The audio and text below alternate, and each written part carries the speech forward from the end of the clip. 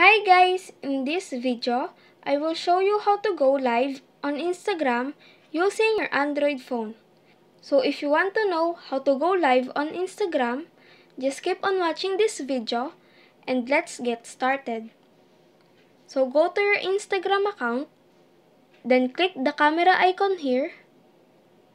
Then you will see below, beside story, click live. So you can add a title on your live. Click this one. Then add a title.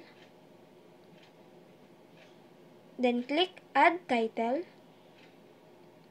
So the title was added. You can also choose your filter. So for example, this one. Then just click this capture icon to go live. So before you go live, it's checking your internet connection. Just make sure you have a fast internet connection.